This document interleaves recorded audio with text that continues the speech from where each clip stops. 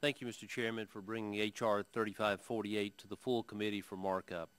I'm excited about the work that the Energy and Commerce Committee continues to do to report common sense legislation that creates jobs for Americans.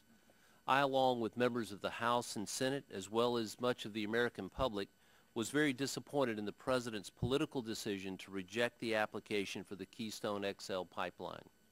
That disappointment is rooted in a belief that Keystone XL makes too much sense to reject. The pipeline from Canada to the U.S. Gulf Coast means jobs for Americans. Estimates show that Keystone XL could create 20,000 jobs immediately and another 100,000 indirect jobs over the course of the pipeline's lifetime. And those are jobs that don't require a flawed stimulus bill or the wasting of taxpayer dollars. Mr. Chairman, at a time when the economy is still soft and unemployment numbers are still too high and too many people have quit looking for work, Keystone XL would be welcome news to many American workers.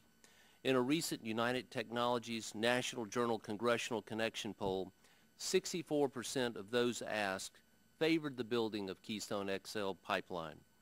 Estimates show that the pipeline could transport almost 1 million barrels of oil per day more from Canada and the Bakken Shale Formation in North Dakota and Montana to Gulf Coast refineries.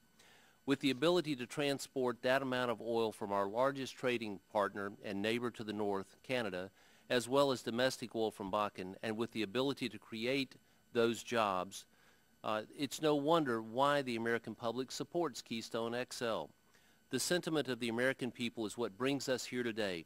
I'm pleased that there has been a legislation introduced in the Senate to push Keystone XL, and I'm very happy to be here today to express my support for the House legislation. With the recent news projection that gas at the pump may soon reach $4 a gallon, it's important that we take steps to increase our supply. The Keystone XL pipeline can be completed in an environmentally safe manner and allows us to conduct business with our friends in Canada.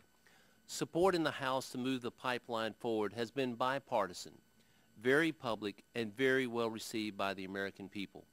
That effort continues here today with the markup of H.R. 3548. I urge my colleagues to support this shovel-ready jobs and energy project. And at this time, I would yield to the gentleman from Nebraska, Mr. Cherry, the balance of my time.